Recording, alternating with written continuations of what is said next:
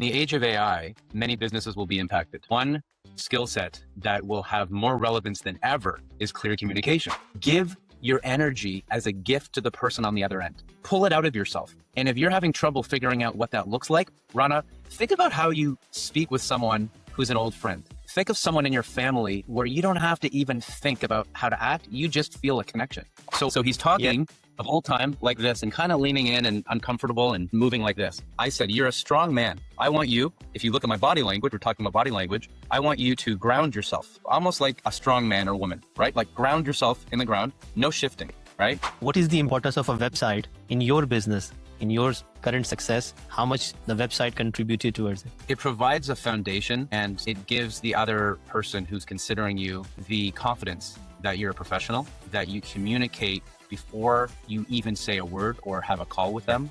What is your favorite or number one growth hack you picked up with all these experiences, the businesses where everybody is looking to grow? So is there one pattern or commonality or your favorite takeaway which worked with most businesses?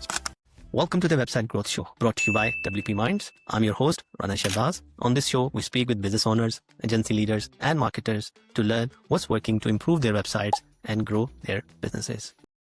Most of us think people buy based on logic, but what they are really buying is trust. Today's guest knows how to build trust fast. Jamie Mason Cohen has helped executives, healthcare leaders, and entrepreneurs sharpen their communication in high-stakes moments. He's a TEDx speaker, former Saturday Night Live team member, and a master of decoding human behavior. But what does that have to do with websites? Everything. Because if your website isn't clear, it isn't converting. In this episode, Jamie shares how to earn trust in under 10 seconds. Why clarity beats charisma, especially online. Let's jump right in. Jamie, welcome to the Website Growth Show. I'm excited to learn how to communicate clearly. Well, I'm happy to be here, Rana. Amazing. Can we start to why it is important for businesses to communicate clearly to grow? In the age of AI, many businesses will be impacted. One skill set that will have more relevance than ever is clear communication. So for example, I work in healthcare.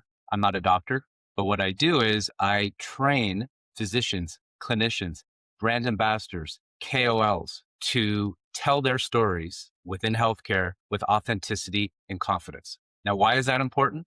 Because if they have a new medicine, a new drug that's going on to the market, there's a lot at stake. Clear communication cannot be outsourced to ChatGPT. As much as I like ChatGPT, there has to be a human component in order to ensure that other humans feel confident that they're getting the right drug or the right medication that serves them. Clear communication is the one skill set, along with a few others, which we might get into, that will have continuity regardless of the shifts that we're seeing moving forward. Fascinating. And how businesses or these healthcare professionals find out that they are not communicating clearly? What are the signs? In that particular field, the individuals who I work with are some of the top in the world in communicating technical data within their own circles. But if you're in an echo chamber with other scientists or other physicians or clinicians, you often don't realize that the technical terminology and the way you're describing things doesn't register or doesn't land to everyday people. And so it's really about knowing your audience. It's not that they're not effective communicators. I just did an event in Toronto with some of the leading Alzheimer's doctors in Canada, and they were excellent communicators when they spoke internally. All I did was I listened to the way that they were describing. It could be a pitch in terms of a new medication. It could be speaking at a medical conference.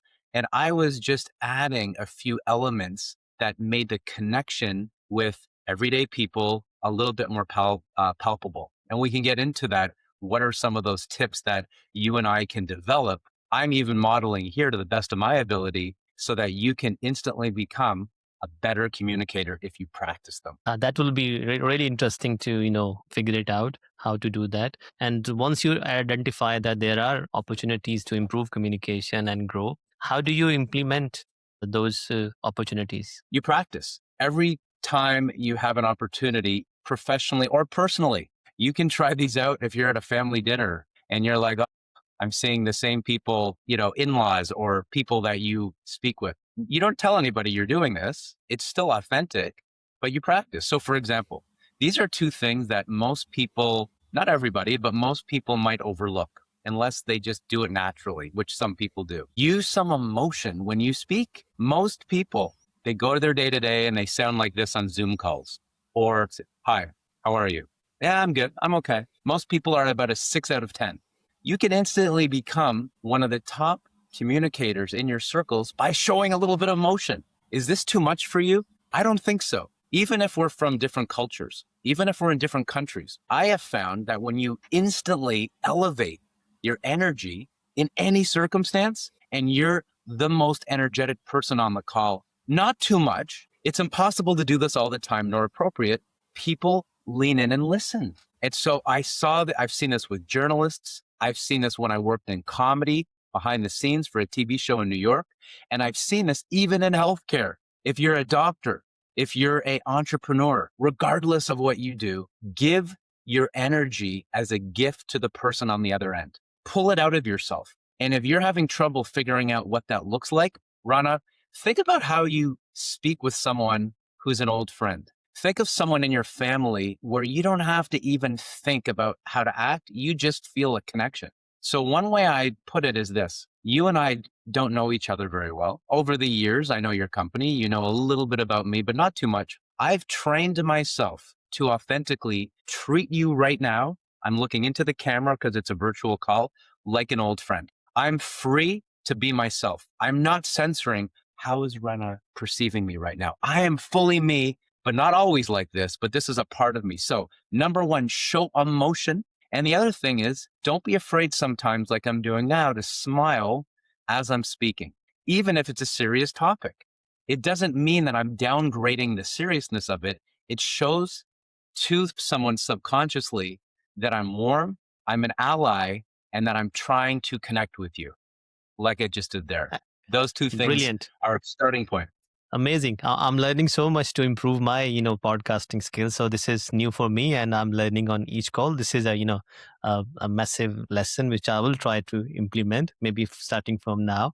I think with your healthcare examples, I can, recall of, taking kids to a doctor and the dentist. The doctor is the normal doctor. It's hard for kids to take to them. But the dentist who interacts with kids, ask them few questions and they like it.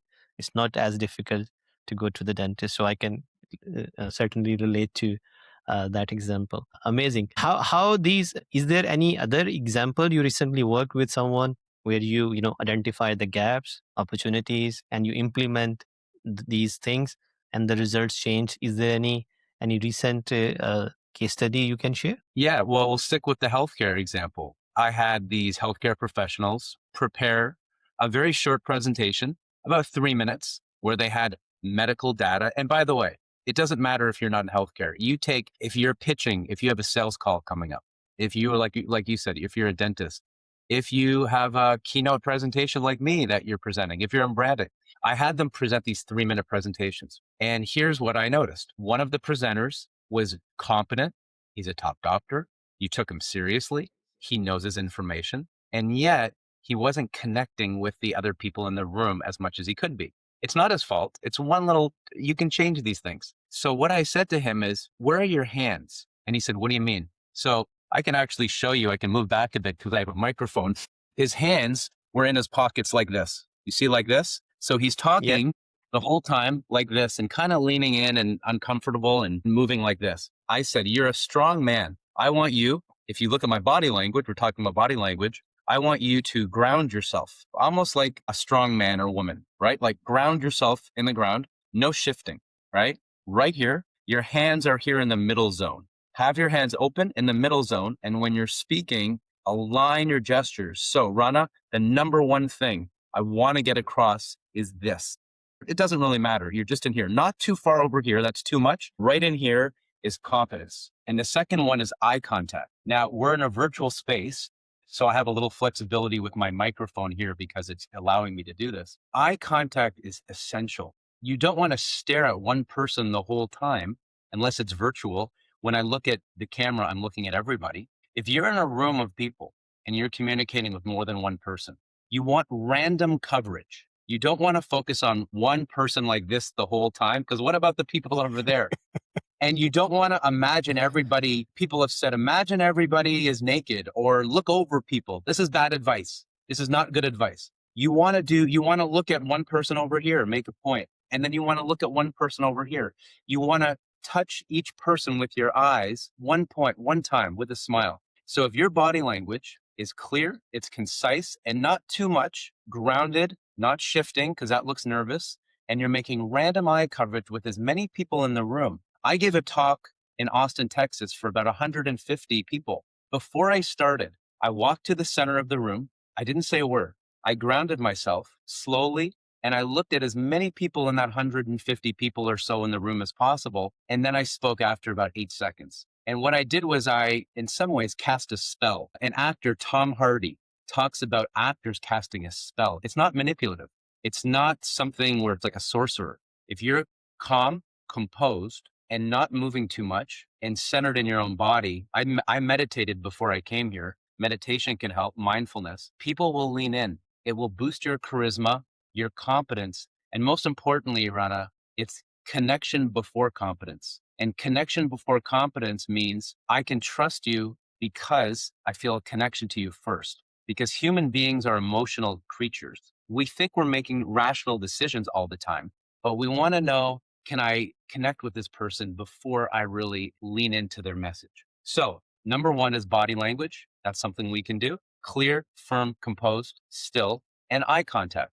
Make contact with as many people as you can over a session, and don't focus on one and don't look over their heads or some weird visualization. Make sure that each person feels a connection as much as possible when you're speaking with them. If you do the things we've already discussed and you listen to nothing else on this podcast, you will already be in the top 1 to 5% of communicators. This is a brilliant advice, Jamie. Thank you very much. It's a solid communication advice, which will, I think, definitely help me and maybe many people who are looking to improve the communication. So we understood the importance of clear communication, body language, and everything. On this podcast, our main focus is how to convert your website as your number one business growth tool. And through website, you communicate with your ideal customers. So how these principles, which you just discussed, can we use on website? I'm working on this right now. Before we got on our official podcast, one thing that I shared with you is I am working on clearly communicating a path forward.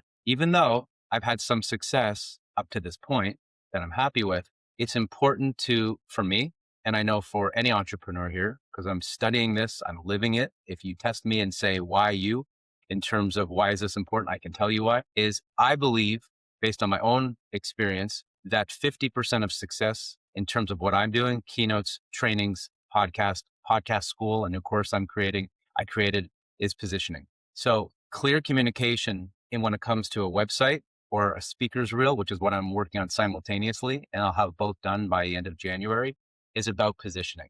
And if your company, or from my position, I don't do what you do, but from my position, if I can clearly communicate a path forward, I can change that and continually evolve that. But the number one takeaway is, what is your positioning? And is your positioning in alignment with the people that you want to serve and build relationships with moving forward? For me, those are meeting planners, associations, top business and leadership forums around the world, and healthcare providers, in order to help them clearly communicate with authenticity and confidence. Fantastic. With this clear communication, what is the importance of a website in your business, in your current success? How much the website contributed towards it? It provides a foundation, and it gives the other person who's considering you the confidence that you're a professional, that you communicate before you even say a word or have a call with them. It gives social proof. Aristotle said in his treatise on storytelling that the first thing people want to know about you when in storytelling is, can I trust you? Is there social proof? So I think a website is the ultimate business card. Obviously, it's much more than that in 2026 and beyond. We don't really give out cards anymore. Maybe some people will have business cards, but it is the business card of the century moving forward. It's the first place people look. If they do Google or ChatGPT, or they ask for a referral, what will be on that website? It will be the problem you solve or problems you solve, your testimonials, possibly. In my case, I have speaker reels, which are short 3-minute pieces right on the first page of the homepage that gets across who I serve and gives a little bit of what they can expect in terms of the tone and the message from me. And also just images. The images say 1,000 words. Your website, one way I would rephrase a famous quote that I like, which is, your actions speak so loud, I can't hear what you're saying. Your website speaks so loud, I can't hear what you're saying. So I think everything stems from the first impression that you make when there's a lot of competition. How are you positioning yourself on that website? Number one, with messages, with images and video that almost propels people to want to know more. Got it. Got it. And the positioning you mentioned quite a bit. So can you elaborate a bit more how people can clarify their positioning while communicating, whether it's in person, through talks, or through their website? Do you have any more to share on that? Well, positioning to me would be how you're framing the topic that you're speaking on. So, for example, thousands of people write books and talk about leadership. There's nothing about leadership that is, you're not differentiating yourself by just saying, I'm a leadership speaker, which is what I did at the beginning. I was like, well, how do I differentiate myself? How do I position myself? So, up to this point, I positioned myself based on what makes me different. So, what made me different were two things. One was I worked for a popular comedy TV show in the United States called Saturday Night Live. So, I worked behind the scenes of the show. But what I realized was that positioning served me well up to this point, and I still will do that talk. But moving forward, I don't know if the next generation has as much of a emotional connection to that show. And they don't know some of my examples because I worked there 20 something years ago, right? So I still will use those as examples, but I might not lead with that like I used to. And the other thing I do is I'm one of the leading handwriting experts in the country. And I've done a TEDx talk on that. People absolutely love when I do it, but it's very hard to explain in an AI world, this archaic form of understanding someone through their handwriting. So I'm being vulnerable here. So I still will do that. People still request it all the time.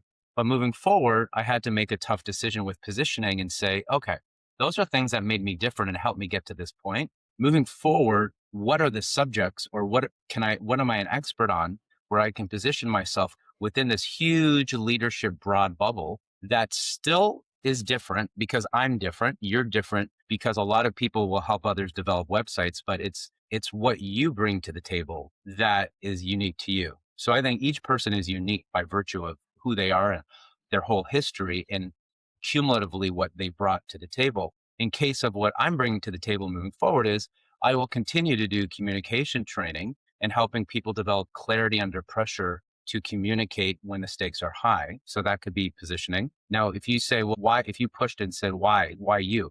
Well, I explained some of it. I mean, I worked at Saturday Night Live. So the show's not ready because it's finished. The show's ready because it's 11:30 on Saturday night. So I work with some of the leading comedians and performers in the world, helping them prepare under pressure. And so, well, that's it. So that's positioning. That helps my overall positioning. But I also ask myself, moving forward, in the age of AI, what are those skill sets that I can take a lead on? I'm not the only one in the world, but I have, 20 or 30 years of experience in different fields that I can really position myself differently than most people. And so that was about mentorship. So it was the ability of helping organizations preserve judgment, trust, and leadership continuity when technology alone isn't enough. And so there are a million AI speakers now, just like leadership speakers. Everybody's jumping on this bandwagon. Oh, I can talk about AI because I use ChatGPT and I know some prompt engineering. I don't think that's enough to say you're an AI speaker. You could say that, but I looked and I said, Rana, what are my assets or what is my experience that if you said, why are you going to talk about the subject of mentorship?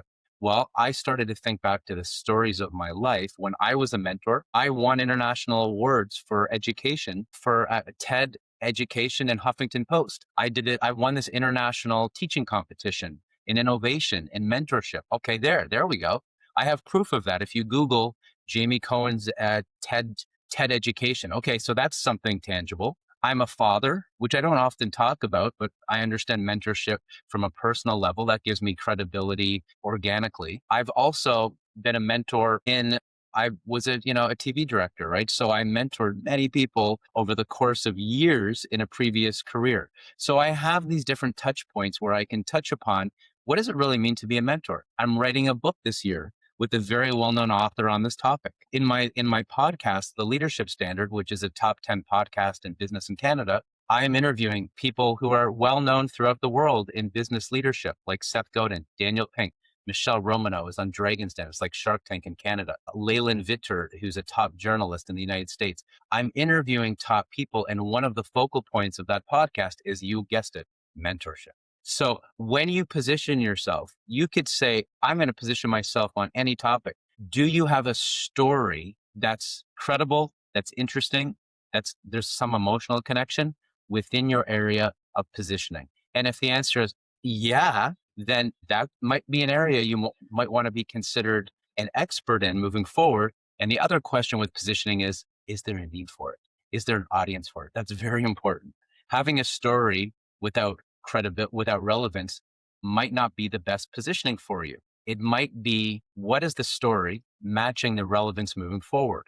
And the reason I chose this is because I see this as something that will gain even more value, human mentorship, not less, in the age of AI. And I have a story in it. So like the Venn diagram that some of us learned in school with the circles, it intersects with an interesting story or multiple stories and experiences that are credible and interesting and emotionally connected with relevance. And that's why I'm positioning my website. Even now, I'm in the process of developing this. I'd probably love to hear your thoughts on that professionally. And I'm also developing my speakers reel. Even though I love my speakers reel and people tell me my other speaker reels are really powerful, they're still there. But if people ask me for them, I'll pull them out. But right now, my positioning is all about mentorship culture within an AI driven world. And the second one of positioning, you can have more than one position, is communication training, telling authentic compliance stories for healthcare. Very specific niche. And I used to have a lot. So this is my last tip, which is normal for people starting out. And I'm sure you see this, and it's not wrong. It's just not going to maybe help you get as further ahead as you'd like. I used to have on my website 7 topics, right? All within leadership, but values and looking at your handwriting and assessments and this. And people don't know who you are in 7 to 15 seconds. It's too confusing. People only have a few seconds to make a judgment. So own one area. And if people ask you, can you do a talk about these other things? You have the option to say yes, which is what I do. I have the option to say yes, or I figure it out. But right now, if you look at my website, I want you to go, oh yeah, this guy talks about mentorship in the age of AI. He seems credible. He has some testimonials. He seems friendly and he's professional. He's dressed in a suit and he's got good stuff. And he knows who the hero is. It's not him, it's the audience.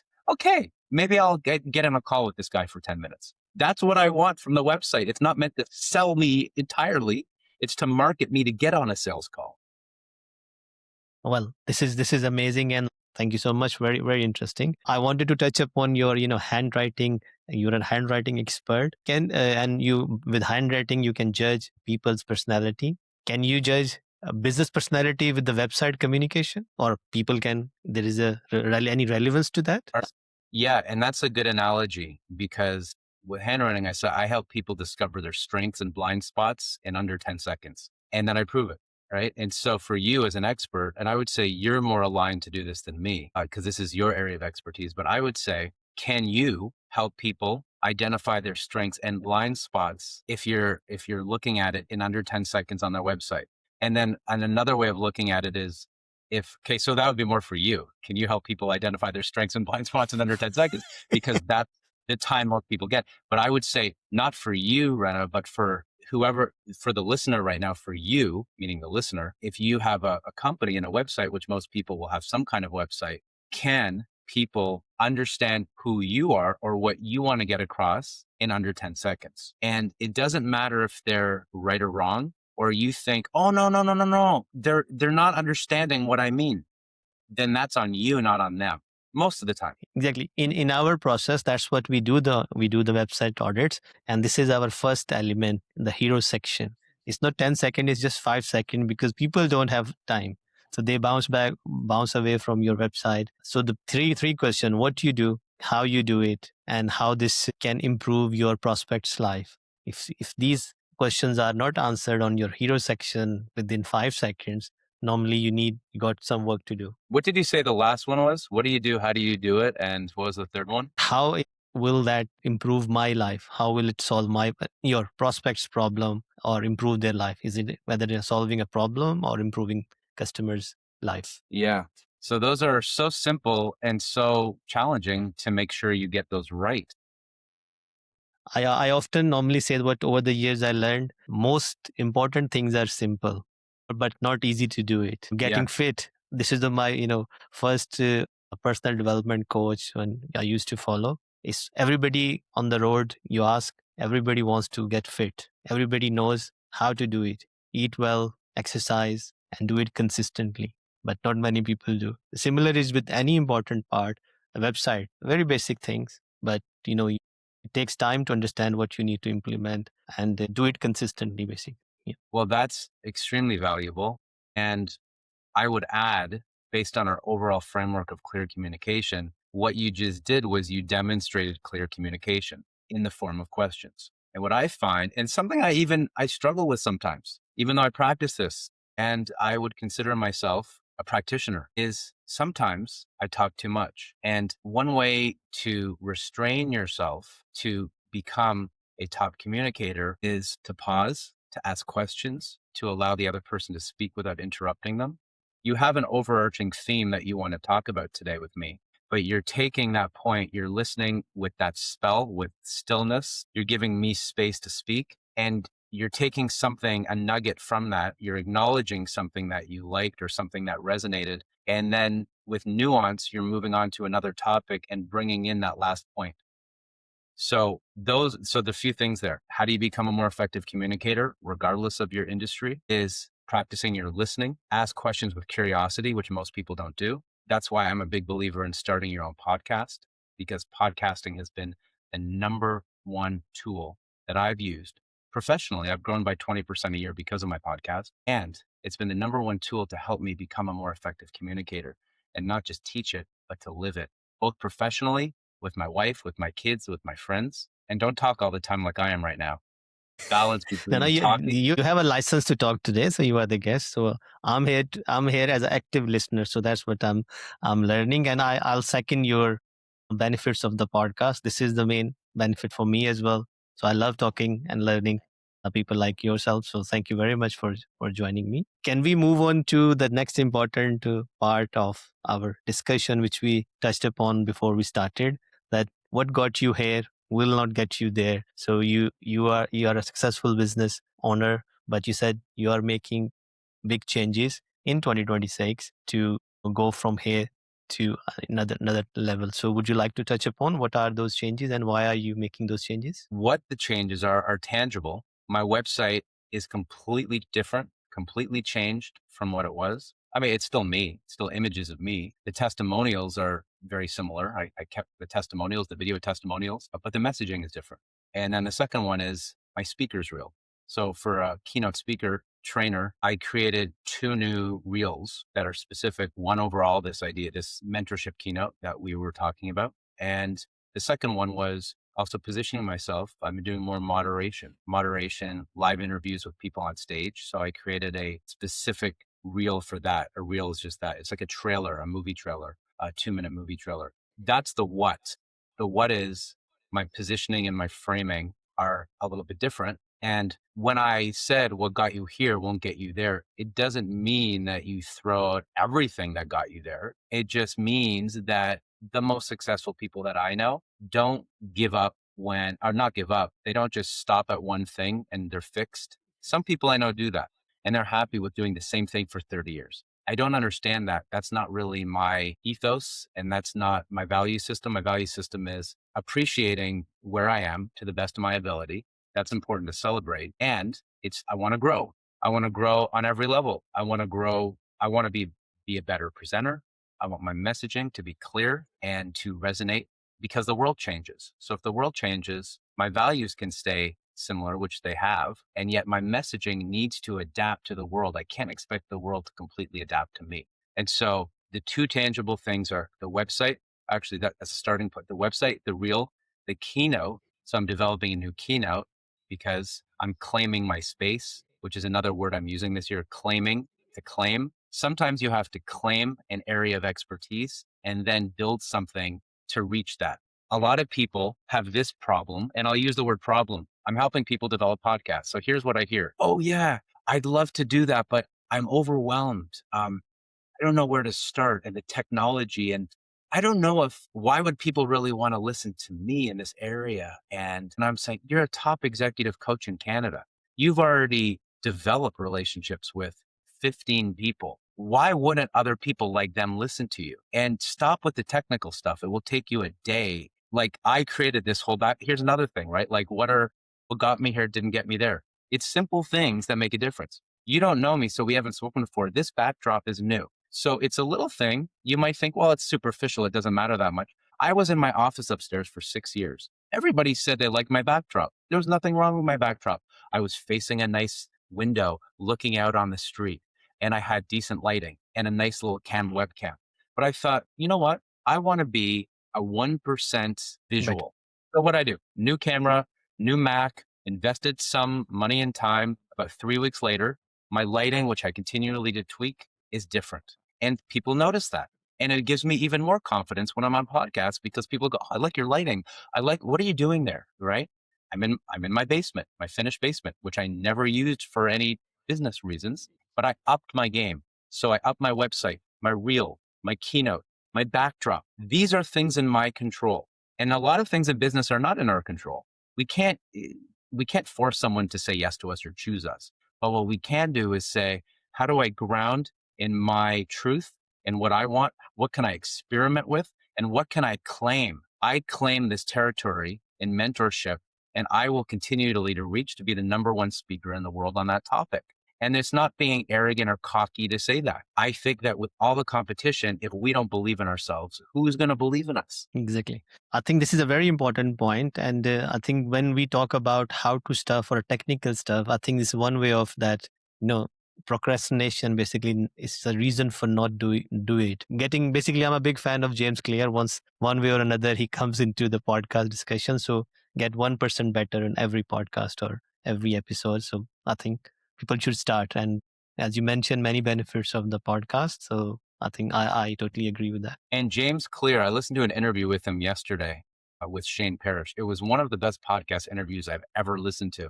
I was blown away by James Clear. I like his book. It was hard for me to understand. I have his book back here, how one book could basically make an entire career today, but it has. It's made his entire career. And some of his advice is so simple, so clear, and so practical around some of the things we're talking about. He talked about the importance of positioning, and he also talked about claiming. He didn't use the word claim. He said he wanted to write a book about habits because he chose to start a blog 4 years earlier, which grew to become 200,000 plus subscribers. And he said he wanted to differentiate himself and position himself and claim space that he didn't really own at that time. And he said, what do all of the other habits books have in common? And he said, they tell you what it is, like what are habits. They don't tell you how to develop these good habits and how to break these bad habits clearly. They tell you the what, they tell you the why, but they don't focus on the how. So what he said is he was going to be the how, the practical habit guy. That's positioning. He didn't just stop at habits. He said, I'm going to give you the how of habits, which I guess at that time, 8 years ago, wasn't clearly defined. I agree.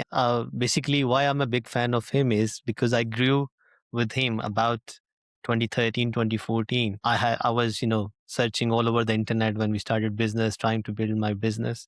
And at that time, I had a oversaturation of information coming in. So I was unsubscribing to everything and just focusing on few. And I could not unsubscribe to James Clear's newsletter. And every week, every week he used to write 2 articles on habits. And both articles, whatever you just said, on top of that, his positioning was the well-researched articles. He was not just pumping in whatever his own opinions. He was researching habits and then sharing what are those habits and how to break or how to make good habits. That was his positioning. And for many years, I could not figure it out how he's making money because it was just pure information, and he was collecting emails. I'm going into this detail because that's a website related as well. So he built pick a position as a coach, write articles on habits, collected emails, and when he launched his book, it was an instant success. His books was mainly the compilation of his articles which he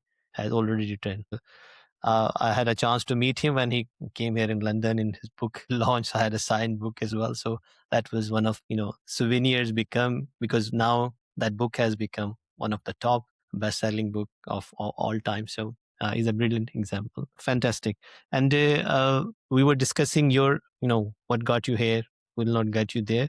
So what are the main, it's tangible is the website. How do you decide what needs to be changes, or how do you think the world is changing? What are the changes will be if you are implementing on the website? That's a work in progress. Even today, this morning, I thought I had it at a really good place. And then I was second guessing one or two points. So I think part of it is at some point, you just have to claim your territory. And the other word I'm using this year is ship, SHIP, ship meaning as a verb. Just, you got to get things out there and try them out. And I try to walk my talk with this. So for example, I am developing my website. If you go to my website now in real time. So I've changed it 5 times with the technical person who is taking my direction over the last week. So I am developing it. I am not saying if like coming soon, my new website. No, no, no, no, no. I'm putting it out there. Why is that? Well, I'm not afraid. My whole career has been built on I'm experimenting in real time and putting things out there. And I also don't think that people are paying that much attention, even though I'm doing well. I don't have that much of an ego that, oh my God, millions of people are looking at this website. So I believe in practicing and putting things out there. One of the interviews I did in the podcast was with Michelle Romano, who exited 4 successful multi-million dollar businesses by the time she was 35. And she is a Wow. star in the business community in Canada. You know Shark Tank, the show Shark Tank?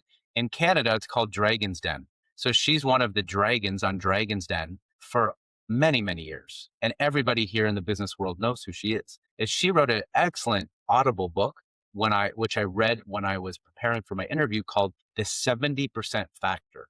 And she said she was a recovering perfectionist and that she was overthinking all the decisions in her businesses. And it wasn't until she decided that if it's 70% good enough, that's good enough. Get it out there and then edit or revise. And so what I'm thinking with my website, not thinking, doing, I have my website up there. There's a few things I'm like, I don't know if that should be the first image. Is that the right hero image? It's a listening picture, not a keynote. Should I go back to a keynote? At some point, I'm not going to drive the technical person mad with changes all the time, so they'll never talk to me again. I'm going to say, you know what? I'm going to claim my space here. I'm going to ship this out and see the response. Maybe there's a response. Maybe there's not so much. Maybe people don't have an opinion either way, but I'm going to put it out there for 3 months or a quarter, 4 months. And then I'm going to maybe change, and maybe I'll change the image. Maybe I'll change the language. But if I'm constantly second guessing myself or taking opinions from everybody, then I'll lose my identity. I'll lose my groundedness. The second thing I'll say on that is the question you had was, how do you know? In my case, I give between 60 and 70 keynotes, trainings, and workshops a year. So what I've been doing is I don't just go in and give the training. I always take notes. I take journals. I have this journal here where I write down everything. I'll write down even some of your notes that you suggested here.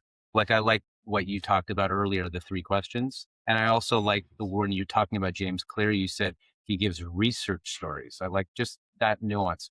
But I write everything in this journal, and I have about 100 of these that I have written in over the years that I try to review. At some point, you have to trust your own research. So when I go to these healthcare seminars as a speaker, when I am I speak in business mastermind groups called Vistage in Tech, the largest CEO mastermind group in North America, maybe the world.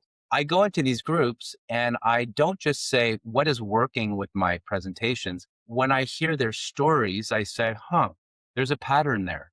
They're talking about succession. They're talking about how difficult it is to hire senior leaders. How do I integrate that into my messaging on mentorship? how do I how do I make sure that within my topic, within my homepage, some of these, but not too many, are integrated. I place my flag in some of these real world problems.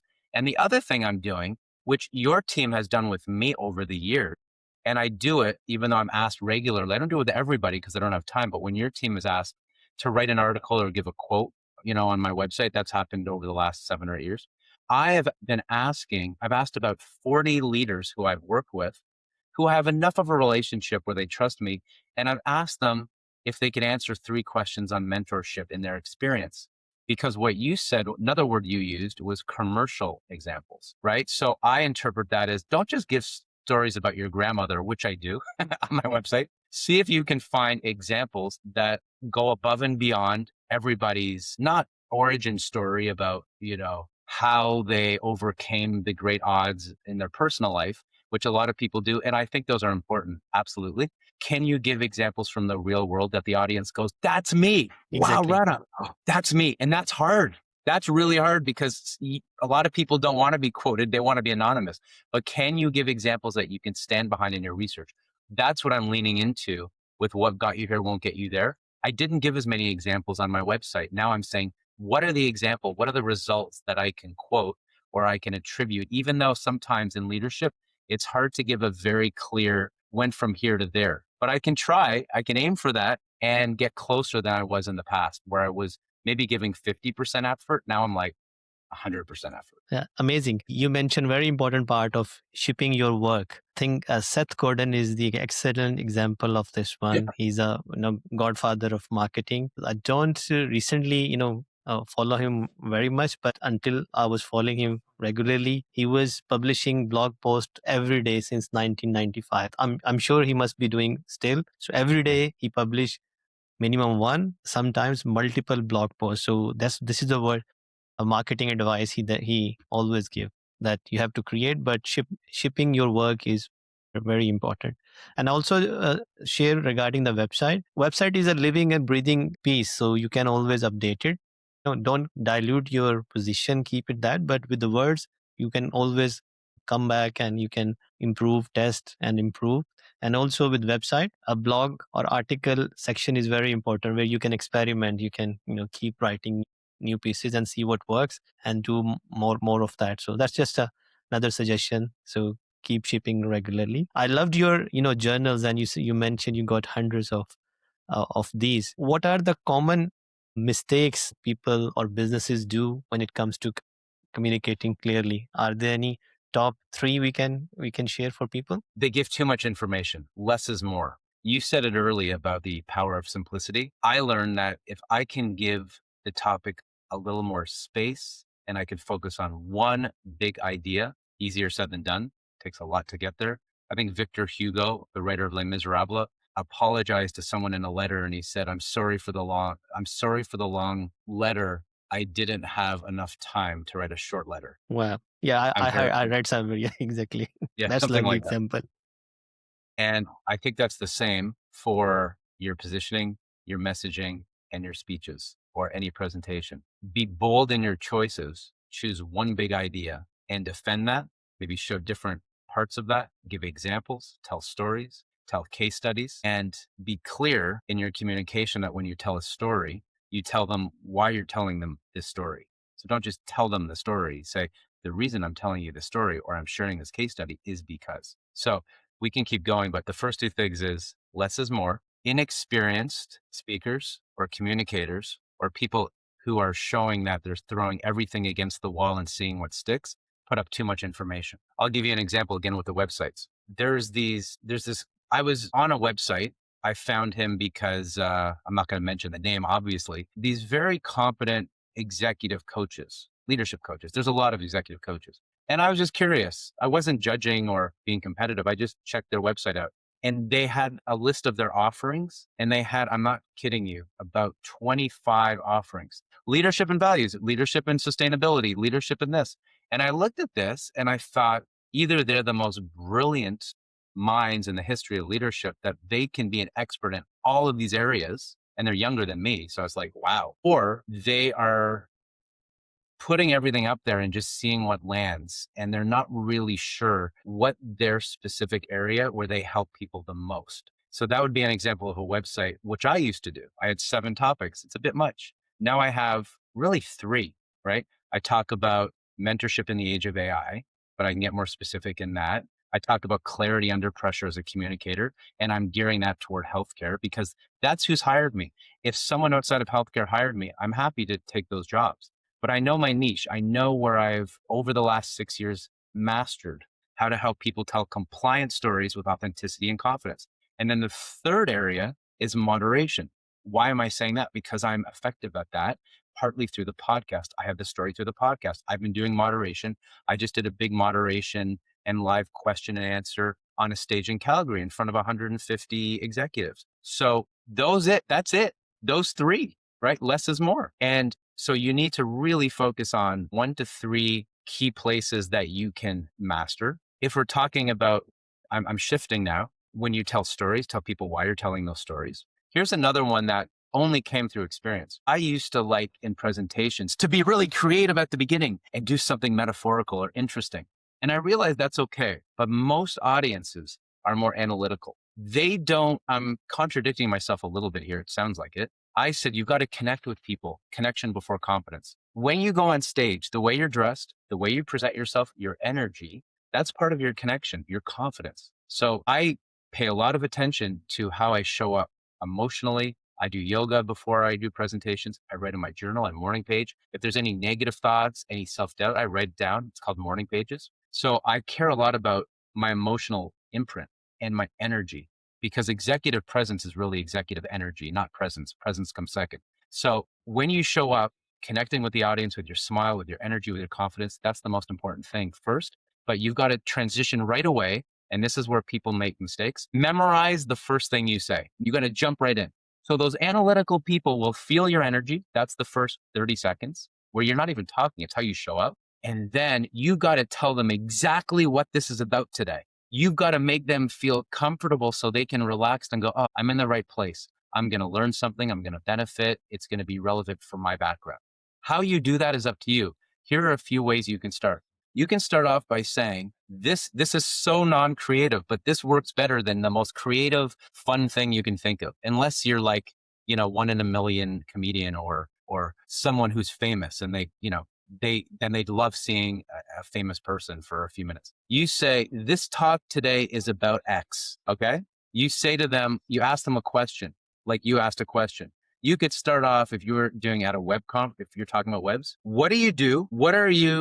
Who are you? And how do you help people? Those are the 3 questions I frame every discussion when it comes to developing your website in 2026. Why is that more effective than the most creative thing you can think? Because they're like, oh, Rena's speaking to me. I want to learn it. I'm leaning in now. So talk about the topic, ask questions. You can give a quote. Sometimes I say, when I did the Saturday Night Leaders, I called it, which is leadership through the lens of a live comedy show. I would start off by saying, Lorne Michaels used to say to us, the show's not ready because it's finished. The show's ready because it's 11:30 on Saturday night. I memorized it. It's interesting. It connects to my topic and it creates a frame. When I did the handwriting, right? When I did a handwriting talk, I started by saying, I help people discover their strengths and blind spots through their handwriting. The FBI used to do this. Actually, you know what? Rena, why don't you come up on stage? I'm going to do it in front of everybody. Boom. That's another one. Coach people. So try not to talk the whole time. Find ways to bring people into the discussion as quickly as possible. We need a balance today between lecturing and interaction. And the way that I frame that is be the guide on the side in your topic, not the sage on the stage. I think you're probably good at that, just my impression of you. Guide on the side, not the sage on the stage. When people are starting out, they think, I'm the expert, so I have to talk down to people and share all my wisdom. No. They can get the same information with you times 100 with New York Times bestsellers, TED Talks, and ChatGPT. You have to find a way to bring the best out of them, even in a keynote, not just a keynote, in any type of communication, which goes back to a give and take. Give, but also take. Fantastic, Jamie. This is, brilliant advice. And I think if people can take only one thing, that show goes live because it's 11:30, not because it's ready. So that is, I think that can change many growth trajectories of the businesses. So thank you so much for this is a brilliant advice. Next one is a couple of more questions and then we'll probably finish. What is the first step? What is the next step businesses can take starting from today to go on to that clear communication journey? The next step is number one, don't be too hard on yourself. You be you. Don't try to copy people entirely or say, I want to be that person. You could be like that person, but I would say the next thing would be, it depends the kind of communication. So context matters. The three things that I would say, which is you said one, but the next step briefly would be try to find out what you're already doing well, right? So I tend to focus on strengths first. What are you already doing well? What do people already respond to? Whether it's your website, whether it's your interaction, whether it's your speeches, however you communicate, what are you already doing well? What have people said to you? Or people don't always give compliments. I think people should give more compliments. Maybe you're a very good listener. That is maybe the most important part of communication in today's world. We need more listeners than speakers. And then once you identify what that strength is, what you can do is, depending on the area of expertise, if it's for websites, go to Rana and his group. If it's for speaking, go to someone like me and ask them, what's one thing I can improve today? And we mentioned James Clear, he talks about 1% improvement. If you make 1% improvement in your communication, whether it's your body language, your eye contact, how you start a speech, your energy that you bring in connecting with people during a speech, your hero section in your website, any of those will make a difference. Amazing, Jamie. Following this, brilliant suggestion, I would take one more benefit of your journaling and your hundreds of talks you have done at a business conferences. What is your favorite or number one growth hack you picked up with all these experiences? The businesses where everybody is looking to grow. So, is there one pattern or commonality or your favorite takeaway which worked with most businesses? Start a podcast. Why? Because a podcast helps you grow authority in your field. Like Rana and I are connecting here, it's as much about this conversation as it is about an abstract group of people out there. You develop relationships with people who you might want to collaborate with or get to know better or learn from. And also, it's a wonderful place to develop organic referrals and build relationships in an unforced way because people get to know about you and you get to know about them. And if there's any synergy or alignment there, it will show up in that podcast moving forward. I could not agree more, Jamie. Thank you very much, for another brilliant advice. Last, but where people can connect with you and learn more about you and do work with you? To my new updated website that I continually work on, which is jamiemason.cohen.com. JAMIEMASON Cohen, COHEN, all lowercase.com. Brilliant. We will put this link into our show notes as well so people can find you. Thank you, Jamie, for the brilliant advice. And if you like it, please consider subscribing for upcoming episodes. Thank you very much. My pleasure, Rana. Always great to talk to you. That's it for this episode of the Website Growth Show. If you find it helpful, please consider subscribing. Until next time, keep growing.